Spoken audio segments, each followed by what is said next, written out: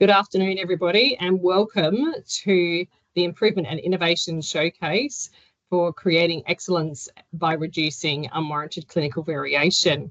Really excited today to have the opportunity to host what is the 50th Improvement and Innovation Showcase from the CEIH. Before we go any further, I'd like to start by acknowledging that the land that I'm on today is the traditional lands for the Kaurna people, and we'd like to pay our respects to their spiritual relationship with country. We'd also like to acknowledge the Kaurna people as the custodians of the Adelaide region and recognise that their cultural and heritage beliefs are still as important to the living Kaurna people today. In doing this, I'd also like to acknowledge that there's people joining us from all over South Australia and sometimes from elsewhere in the country in these sessions today. And so I'd also like to acknowledge the lands that people may be joining us from other than Kaurna land. So as I think I've already said, my name's Katie Billing. I'm one of the executive team here at the CEIH. And this is, as I say, the 50th episode. I hosted the very first episode quite a few years ago, and it hadn't actually struck me until I opened the notes for today that we were up to number 50. So that's really quite exciting. Before we start, just a little bit of housekeeping. So this session has been preset to keep your mics on mute. And video feed turned off by default. These will be enabled during the Q&A after the presentations have been completed. Only the presentation will be recorded and published, and we do this just to give the opportunity for people to have free-flowing conversation during the Q&A time. So we record the videos. If you're here in real time, then you get an opportunity. Record the presentations. If you're here in real time, then you get an opportunity to participate in that Q&A, which is really excellent. During the Q&A, pop those mics on and chat to us, or you can use the chat function as well. We really want to see your smiling faces as well. At the end of the presentations, there's also a quick survey for you to complete, and we'd really appreciate you taking the time just to complete just a couple of questions to help us with our ongoing evaluation.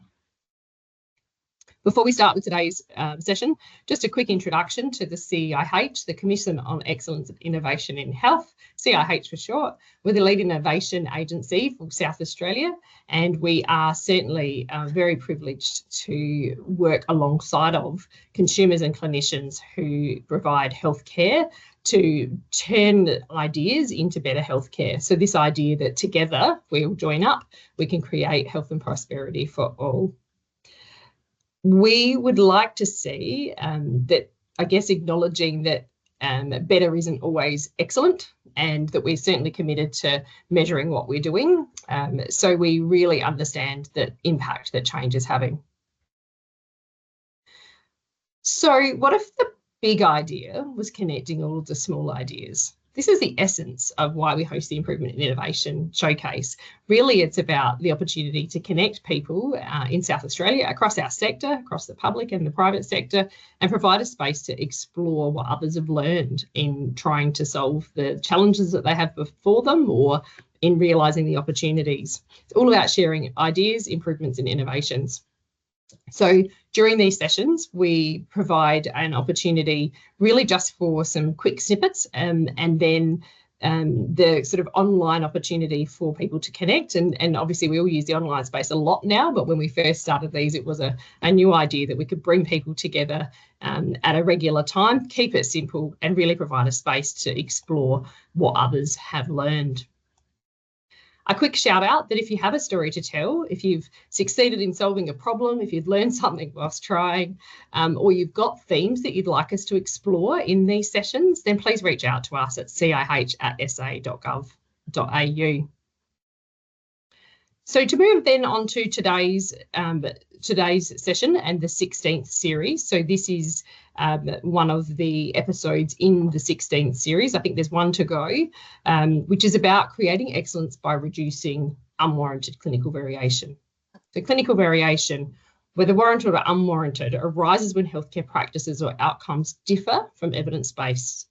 And so we know that reducing unwarranted clinical variation is critical for improving patient outcomes, healthcare equity, and also system efficiency. And so we're focusing today really on how, I guess, service providers, people who work in the system, use various methods to be able to drive that improvement. And certainly We know that there's key performance indicators, there's audits, there's deep dives, there's clinical registries to monitor data and identify areas of concern where variation may be occurring. And so really we know that the way that we identify our challenges and the way that we address them also has a lot of variation. And really these are opportunities for us to talk about how different people approach these. In this series, we've been hearing about where variation has been identified and how clinicians are addressing this to improve patient outcomes. Today's episode focuses on 2 South Australian-based projects from 2 of our wonderful clinicians, Dr. Timothy Kleinig. In fact, I don't think I've got the prefix right there, Tim, but we'll get to that shortly. Professor Timothy Kleinig, sorry, and Professor John Beltrame, and they're looking at addressing clinical variation in their respective areas of stroke and cardiac care.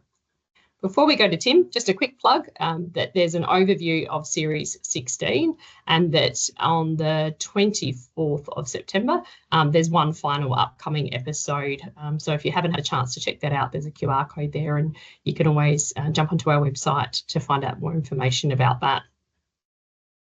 So without further ado, I'd like to introduce Professor Timothy Kleinig, who is the current Australian and New Zealand Stroke Organisation President, co-chair of the Australian Stroke Coalition, chair of the South Australian Stroke Community of Practice, and the head of the Royal Adelaide Hospital Comprehensive Stroke Centre.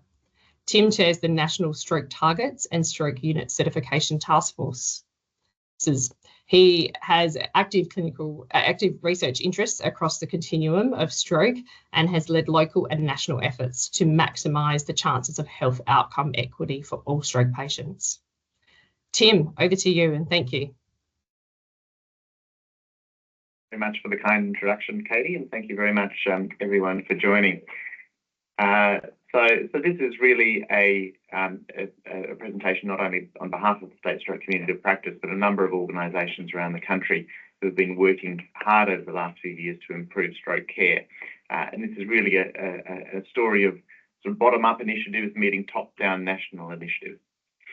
In terms of the national initiatives, a very helpful audit was performed by the Stroke Foundation in 2007, and talking about unwarranted clinical variation, that audit held us up to account in South Australia, and it found that we had fewer stroke beds than any other state and fewer patients receiving thrombolytic for ischemic stroke. So this was a landmark moment for us in 2007, and since that time things have thankfully substantially improved. As a result of that, the Health Minister at the time directed a stroke network to be established, and a stroke service plan was submitted to SA Health covering the next 7 years. And the stroke network at the time was established, and since then we've been a pretty cohesive group of people working hard together to improve stroke care. So these are the first 2 chairs of the stroke network, Professor Jim Janis, who was the inaugural chair, and then Susan Hillier, who took over in 2014. And the guiding principles of the stroke network were making sure that all stroke patients had access to acute stroke and rehabilitation services, that metropolitan hospitals would support regional hospitals, that there would be 3 stroke units in metropolitan Adelaide, and that we'd have standardised protocols for TIA, acute stroke and rehabilitation. And we were the first state in the country to establish statewide protocols for these things. Simultaneously to that, the Australian Stroke Clinical Registry was established, and you'll see in the presentation how these 2 things have really come together closer and closer over time, with a focus on quality improvement. So it was established in 2009 on the basis of shoestring funding and a research grant, but it's gone from strength to strength ever since. In 2016, Transforming Health was quite useful for stroke, obviously a controversial project overall, but for stroke it was quite effective. And in particular, it was helpful in allowing us to develop a stroke data tool that would feed directly into the Australian Stroke Clinical Registry. We then really had a long and I think it was complex and sort of hard journey over the next 6 years, getting that to work really well, not only in terms of the tool working well, but getting the system built up around it so that we could enter the appropriate data accurately and quickly into the data tool. And this is probably something that John will talk to as well, that it is hard work. Obviously, the future holds the promise of AI automated data integration, and that would be great if it can be achieved, but we've sort of had that idea since 2016 and the horizon seems still a little way off. A landmark moment was in 2023 when we set the national stroke targets, and I'll talk about those a little bit later. And this year, the Australian Stroke Clinical Registry was re-established. There was an external international review by a world stroke expert, and that is now really being honed down to streamline its focus, in particular on the Australian Commission on Safety and Quality Healthcare Stroke Standards, and the stroke standard is undergoing revision at the moment. So why do we have a clinical quality registry? It's really to help promote a learning healthcare system. If we're not looking at our data, reflecting on our data and improving our quality, there's no point collecting this data. There's no point having data for data's sake. It really needs to feed into our clinical quality care, and as advances in stroke care or other care come in, then that can be incorporated in the clinical quality registry, and we can readjust our focus to where it's going to have the biggest impact. So in South Australia, how have we done this? Well, first of all, we established, as I mentioned, that Transforming Health facilitated LARS data system, and this allows us to pull from centralised data sources all patients who are coded as stroke or marked prospectively as stroke, and this enables us to capture every stroke patient that's admitted to a public hospital within the state. And this is a very nice and streamlined tool. It's very intuitive and easy to use. And we can extract the data here. You can see that number at the back. There's a larger database that covers every bit of data we need, but then there's a smaller data set which is extracted and fed up into the Australian Stroke Clinical Registry, and this is integrated with the Australian Stroke Clinical Registry data dictionary. What have we learned through this? It's important that we do capture all patients. A lot of stroke KPIs are percentage-based, so percentage of patients admitted to a stroke unit, for example. If you're only entering in the patients who are admitted to the stroke unit, then you're obviously inflating your numbers artificially. So it's important that we have complete data capture of all patients with stroke. It's important to build in logic checks to minimise data entry errors, and it's important to allow sufficient time for data entry. And further, there's no point having multiple databases. It's important to have one comprehensive database which we can use for multiple purposes. For us, that is uploading to Australian Stroke Clinical Registry, submitting our data for World Stroke Organisation awards, measuring ourselves in national stroke standards, both for accreditation purposes and for stroke unit certification purposes. For planning our statewide stroke responses, this was very helpful in the COVID period and the associated tenecteplase and intravenous aspirin shortages, and for planning for service development, and then important to, very helpful for registry-based research as well, which I know has been a strong focus of John's work. So the Australian Stroke Clinical Registry has also made great strides in allowing us to use our data intuitively and quickly via dashboards. We actually set up the first dashboard. So Stephen Batchy, who many of you might know, set up a state stroke dashboard, which was focused on the quality indicators for acute stroke. And in this period, we were showcasing that to the Australian Stroke Clinical Registry, saying we need to do something similar nationally.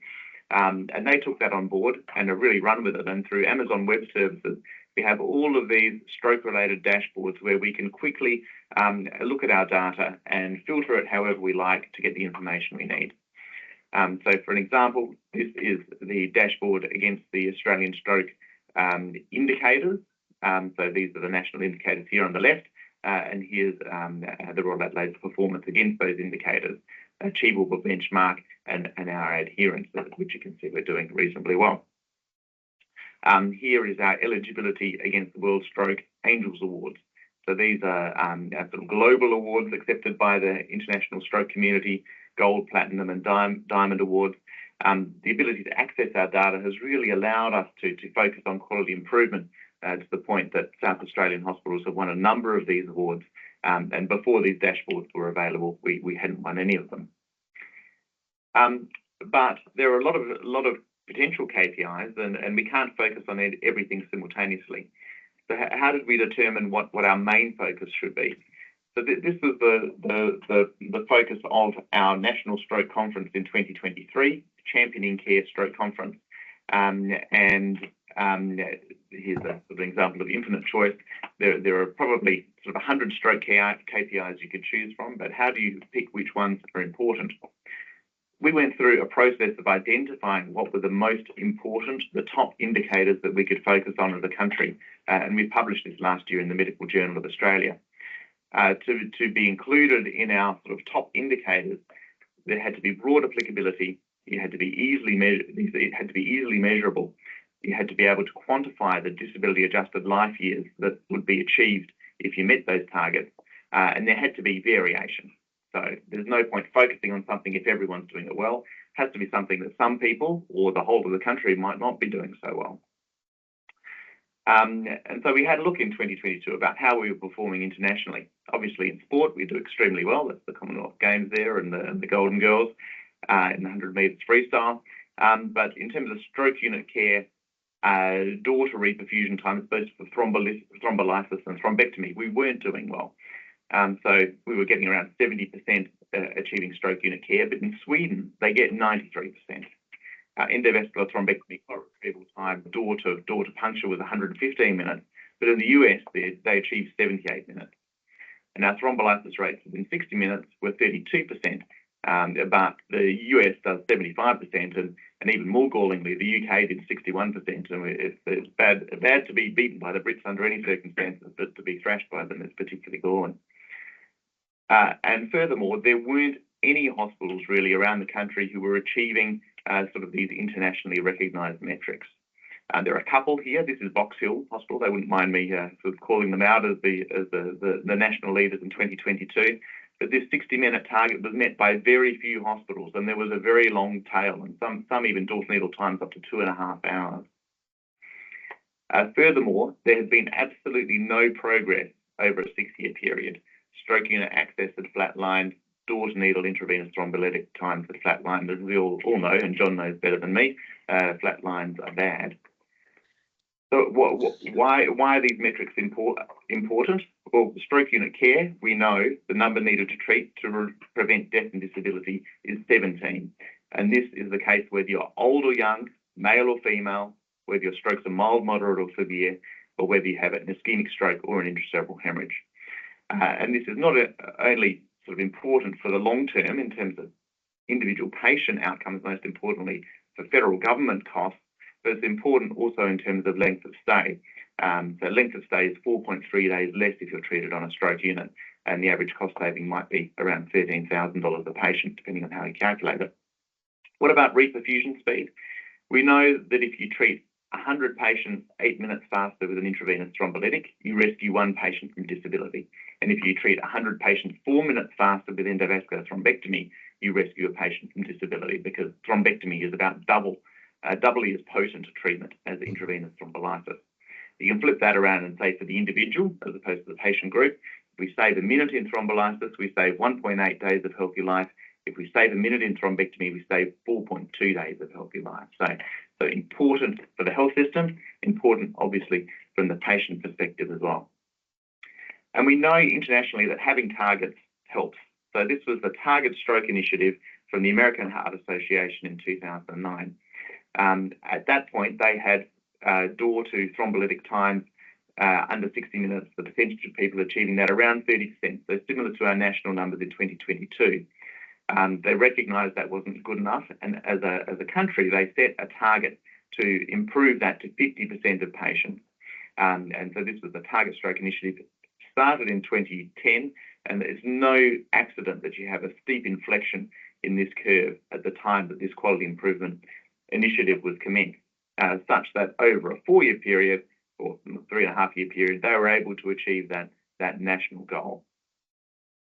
So at this workshop, all of the stroke leaders from around the country and a couple of international experts got together to set our targets, and these were these 5 metrics.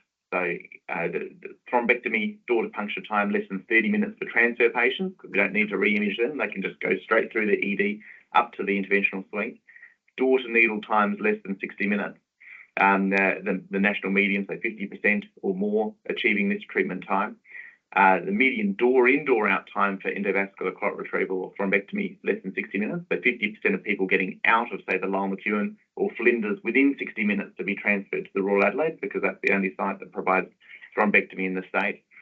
For primary presenters, patients presenting straight to the Royal Adelaide, a median door-to thrombectomy time of less than 90 minutes, and certified stroke unit care provided to greater than 90% of patients with a primary stroke diagnosis.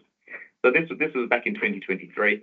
The past 2 years, we've really achieved this roadmap, and we're down now at the amplified stage where we've got our national plan. We've set up a sort of an administrative body around the targets, and we're working towards achieving them. So what have we done in South Australia? So all states, we've identified a state nurse and medical champion. Jackson Harvey and Michelle Hutchinson are our champions here in South Australia. And Jackson produces this monthly reperfusion metrics newsletter, which goes out to everyone, that talks through the thrombolytic cases and the thrombectomy cases, gives us our median times, and also awards the fastest door-to-needle times to call out the high achievers. And I have to say, if you get under 10 minutes, he'll buy you a bottle of Veuve Clicquot champagne. So that's a very strong motivator to anyone achieving a less than 10-minute door-to-needle time. So our record is now 8, which I think is a country record. So what has happened? Well, since we've introduced these targets, our door-to-brain scan time has reduced. So this is a critical step in achieving a door-to-needle time. And our door-to-needle time as a state, which was sitting around about sort of 65 to 70 minutes, is now under 40 minutes. So this has made a huge difference. That equates to 25 quality adjusted life years saved each year in South Australia. Our door-to-arterial puncture time for patients presenting directly to the Royal Adelaide has also improved. There's sort of 15 or 20 minute difference since introducing the target. And our door-to-puncture time for transfer patients has also decreased. And this equates to 43 quality adjusted life years saved. So this has now got us to the point in South Australia where we are probably the only hospital that would meet this international metric. So the US like to provide sort of best hospital awards. So they've introduced a sort of a 2.5% score of your hospital rating depends on your door-to-needle time. And if you get greater than 85% of your patients treated within 60 minutes at any hospital, you get this 2.5% scale. And we at the Royal Adelaide are now the only hospital, I think, in the country that would achieve that if we were being rated by the US News and World Report. And that's led to us achieving a number of national awards, so the World Stroke Organisation Diamond Awards and Gold Awards, but also the fastest door-to-thrombolytic time in the country and the fastest door-to-thrombectomy time in the country. So that's been a fantastic achievement by the team. But we've also made great progress as a country. So after 6 years of flatlining, door-to-needle times of 73 minutes, these have now come down to 61 minutes. So we've almost met our target just in 24 months of activity, which is fantastic. A huge testament to everyone involved. By achieving that, we save 24 patients from disability each year around the country. Our door-to-thrombectomy time is halfway to our target, 108 minutes, 99 minutes. 23 patients saved each year from disability. And our stroke unit admission rates have improved from 78% to 82%, and that saves 45 patients from disability each year. We are working on building a national transparent data dashboard hosted by the Australian Stroke Coalition, which will provide sort of consumer-facing data transparency. And this is our goal as a country, is to be able to allow anyone to look up to see stroke performance from any hospital around the country. We've got a long way to go to do this, but in the UK, this is what you do. There is a program that they run where you can log into any hospital and see their performance against stroke metrics. And I think this is where we need to head as a state. We could lead the way, and then ultimately as a country. And we're very grateful for support from the Australian Stroke Alliance, which has achieved $15 million of funding for their stroke ambulance project. And they've directed some of this to help support our work, so $1.5 million over the next 2 years. So key messages. Data does drive meaningful quality improvement. And if we want to eliminate unwarranted clinical variation, we have to be data focused. It's a bit of a tautology, but key performance indicator selection is key. We need to choose those KPIs which have the maximal impact, that are really linked to patient outcome. And we need to rank order those to maximize engagement and impact. We can't do 100 things at once. Let's choose 5 things, 10 things, 2 things, focus on those things that have the maximal impact, and then have a laser focus on how we've gone over the last 6 months and 12 months and how we can improve further. 4, success chances are maximised when ground-up initiatives receive centralised support. So state meeting national support, hospital-based meeting state support, and having incentives and prizes help. So people really get motivated by winning these awards. A lot of people around the country have been involved in these projects. These faces will mean nothing to you, but they mean a lot to me. But I would just like to call out people in South Australia who have been integral to this work. So Jim Janner, setting up the network, Susan Hillier, the next network chair, Don Stewart and Nathan James, who've done a lot of work on building this data tool, and Michelle McKinnon, who no longer works in SA Health, but she was instrumental in supporting this all the way through the last decade. This is a QR code which will lead you to the National Strokes website if you want to have a look, and my email address, and our National Targets Coordinator and Stroke Unit Certification Coordinator, their email addresses are there if you would like to contact any of us. I'd like to now hand over to John. Thank you very much for your attention, everyone.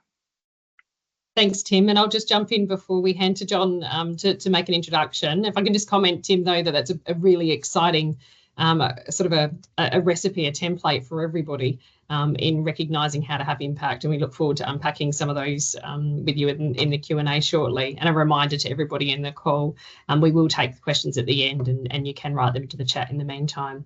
Thanks so much, Tim. So I'd just like to introduce our second speaker, Professor John Beltrame, who is the Mitchell Professor in Medicine at the University of Adelaide University, as a Senior Consultant Cardiologist at Carlin also. He has a strong clinical and research interest in the diagnosis and management of coronary artery disease, established from his postgrad training at renowned institutions in Rome, Kyoto and Boston. His interest in clinical quality registries has been facilitated by his association with the American Heart Association, Quality of Care and Outcomes Research Council, the American College of Cardiology National Cardiovascular Data Registry, and ICHOM, the International Consortium for Health Outcome Measures. He's the chair of the Cardosa Registry Steering Committee here in South Australia, and the lead investigator on the PAMICO project, which we're going to hear some more about. Thanks so much, John. Over to you. Yeah, thank you for that introduction. And Tim, fantastic work that you've done with the stroke unit, the registry and that, so well done. And so just going to change and focus now on a cardiovascular registry, particularly on coronary angiography. So for non-clinicians here, this is basically invasive coronary angiography. So it's a procedural database. So people that have basically a catheter put into their wrist with the catheter advanced into the coronary arteries, and then radiographic dye administered so that we can see the blockages and then treat them as necessary. So this has been founded since 2021, and unfortunately we've never had, well, I think we're about to get our first funding from SA Health. Has purely been supported on research grants, and that explains some of the way that it has evolved. So the Cardosa registry has basically a clinical quality registry function because we report to the National Cardiac Registry, and we also provide information on the acute coronary syndrome standards from the Commission. But tied in part with the funding sources, we always had to have an innovative idea so that we could justify getting funds to run the registry. And so the PAMICO project that we'll talk about is one of those. So PAMICO standing for Personalising Acute Myocardial Infarction Care to improve outcomes. But first we'll focus specifically on Cardosa as a clinical quality registry. So the structure of CADOSA has got three components. There's clinical data, which is essentially the underpinning of the clinical quality registry. We also collect health outcomes, so PROMs, or patient-related outcome measures. And so the Seattle Angina questionnaire is a key one that we use there. And so we've been using that for 12 years now. And then we've also got a biological data, so an affiliated biobank with that. And then in terms of follow-up, we follow up. So we have more than 81,000 patients on the database now, which has been going for 13 years. But we also have follow-up in terms of death and readmission at 12 months. So that's via ISAC, so via the administrative data sets. In selected patients, we will follow up the PROMs, and so we've got far less of those because that depends how much grant money we had, that we will contact the patients and repeat the health questionnaires at 1 and 12 months.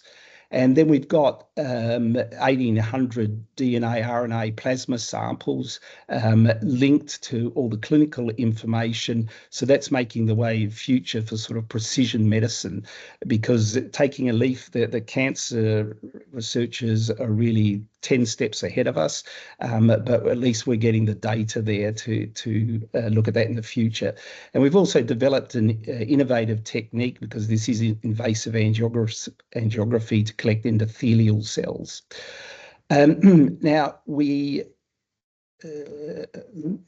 sorry, I can't advance that. Okay. We have international links with the American College of Cardiology, and so that's the National Cardiovascular Data Registry, which they have like 1 million patients a year. But basically in the clinical data set, we collect the same information. So we're the only place in Australia and one of two places in the world that can basically link our data with the Americans, so the potential to benchmark there. And then we also have links with ICHOM, or the International Consortium for Health Outcomes Measurement. So this is a Harvard University-based organisation that have developed, particularly in terms of what PROMs should be collected in conditions like stroke or coronary artery disease. And so we have been involved with that and continue to follow the same measures as they suggest. So as an example of the data that we have available where we can compare. So here's data from 2019 comparing several measures. So and these are all standards that are used, so that the time taken to perform to insert a stent in a patient has an occluded coronary artery, and so you'll see it there for the 3 LHNs in Adelaide as compared with the US, and then also for aspirin, for statins, for the number of patients referred to cardiac rehabilitation, and then also major bleeding. And you can see in most of those parameters, the US back in 2019 outperformed us, and so that prompted us to take more measures to try and improve that. But I'll just draw your attention, because it'll come up in the later slides, that if you notice, it's sort of around 80, in the high 80s or mid 80s is where we are in terms of statins being prescribed at discharge for acute myocardial infarction patients, where all of you will know that they should all be receiving these. So next, turning to the National Cardiac Registry. So we're involved with that, and CADOSA provides the state data for the National Cardiac Registry. But that only focuses on PCI, so you'll hear me use that term often, is percutaneous coronary intervention. The picture underneath shows in panel 1 there, where we're advancing a catheter across a stenosed vessel. We then blow up the balloon, deploy a stent there, withdraw the balloon and leave the stent there. So that's when I'm referring to a PCI, that's what we're talking about. And so this is the National Cardiac Registry, as I said, established in 2019. It has 11 standards that it looks at, of which 6 are actually outcome measures that it looks, but it's only in PCI. Here's probably one common measure, and so this is the number of people with an ST elevation myocardial infarct, so where the vessel is occluded, and how long it takes for us to cross the lesions with a wire. And the aim is to be less than 90 minutes, although in the future we're hoping even less than 60 minutes. And you can see that across Australia, this is 33 hospitals, that the average is sort of 78%, which was similar to what we saw in the local hospitals. So then in 2019, the Commission released the Acute Coronary Syndrome Clinical Care Standards, and there were 6 of these. So the first was that within the ED department that you had a documented chest pain pathway. Then an ECG is performed within 10 minutes. That timely reperfusion for ST elevation myocardial infarction, so that refers to the less than 90 minutes. In the patients that had smaller infarcts, so this is a non-ST elevation acute coronary syndromes, a risk stratification, so that those that were bigger, smaller infarcts, to use a word, got treated more quickly than those that were less severe. And then also, because the non-STEMIs, the risk of events is lower, having a discussion with the patients as to the risk of having angiography versus not having angiography. And then number 6 was making sure that the patients went home on appropriate medications. So did they go home on aspirin? Did they go home on statins, etc.? So in Cardoza, we established this quarterly report. So this is hospital reporting, across the different hospitals. And you can see that we've got data there on the patient characteristics, and then also some of the key metrics like the door to balloon time. And then you can see for each of the medications there, what people went home on. You can see that certainly now you're seeing 100% aspirin use, and that the statins has also improved. Okay, but now I want to turn to PAMICO in particular. And so this is an innovation that this had an NHMRC grant that finished at the end of last year.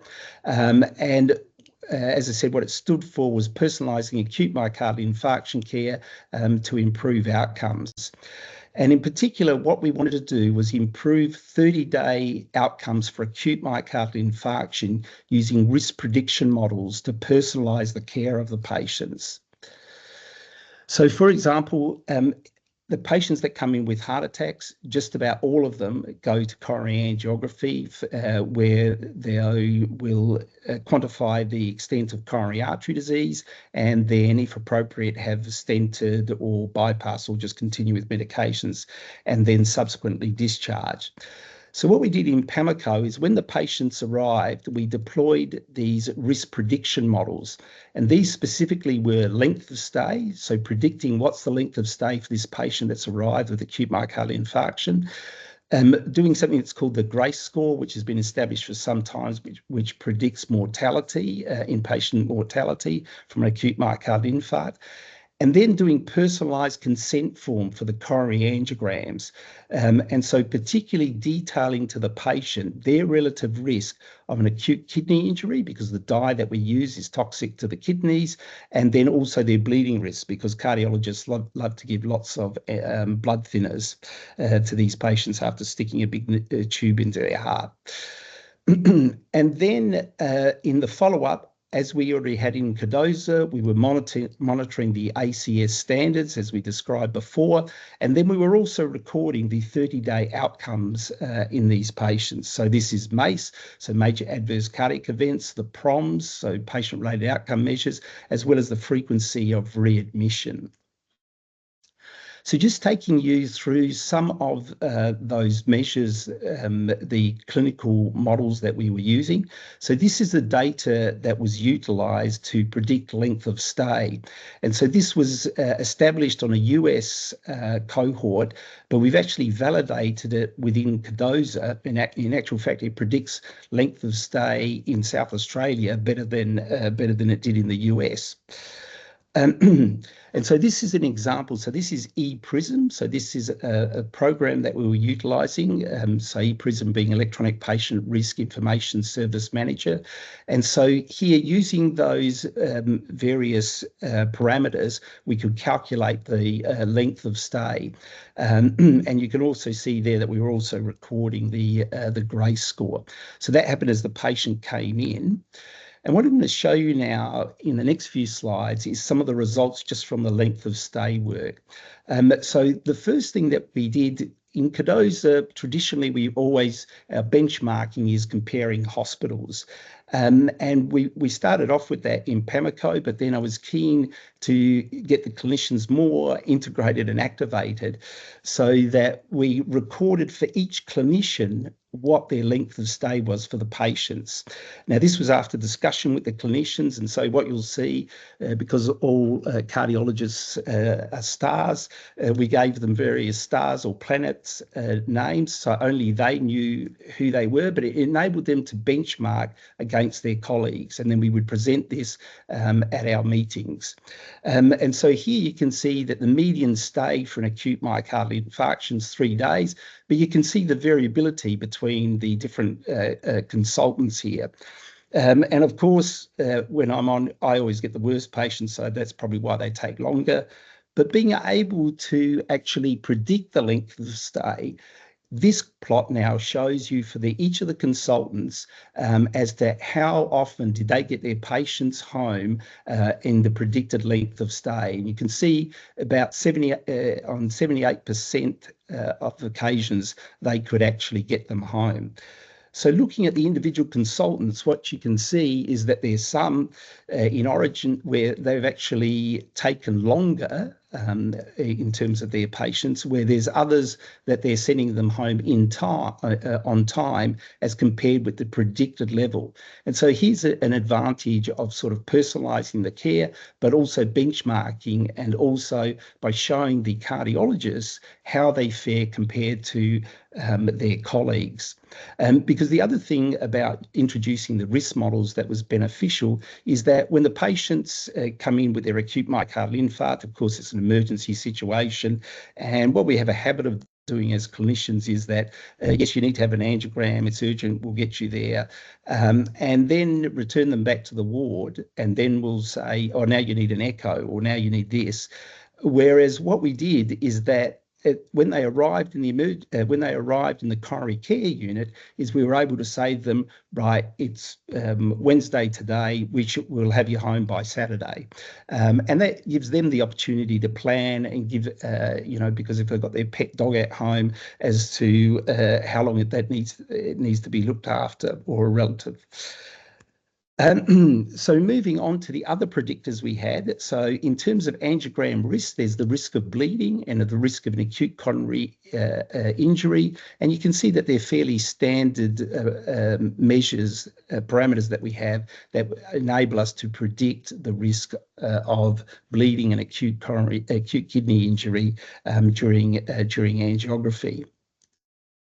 This is the GRACE score, which has been established for many years. Again, fairly straightforward standard measures that could be utilised to calculate the risk of a patient's death in hospital from their acute myocardial infarct.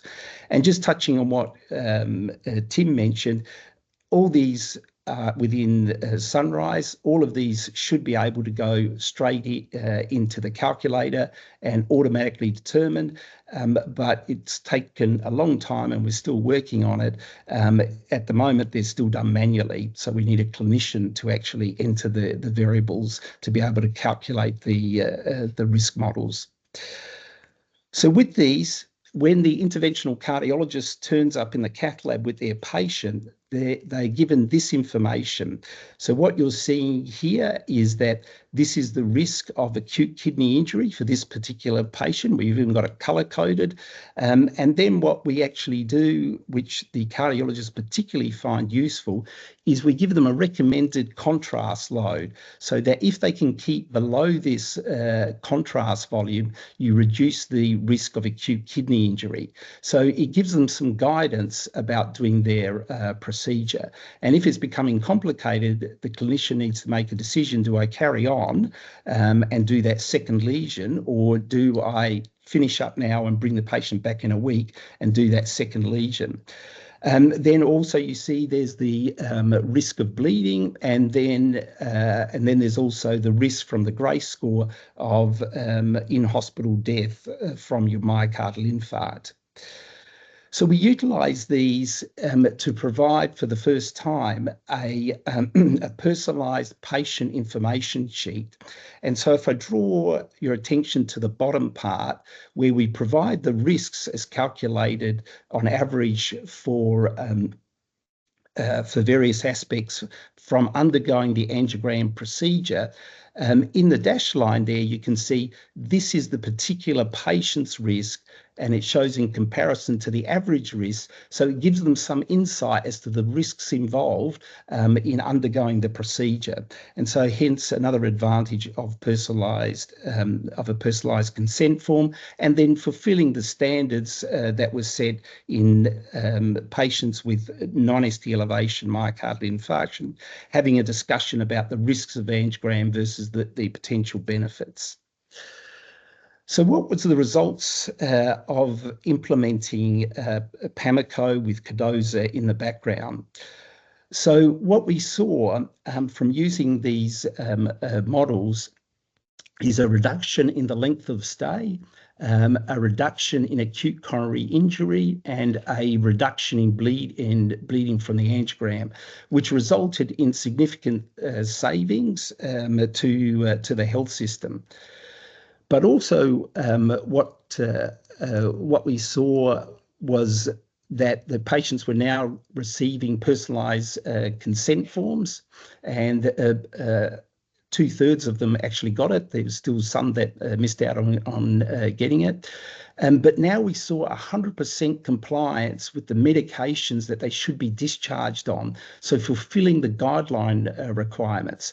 And I think that explains, because the thing that really was pleasing and surprised me is we saw a reduction in acute myocardial infarction events at 30 days because they were going home on the right therapy. So that was particularly pleasing.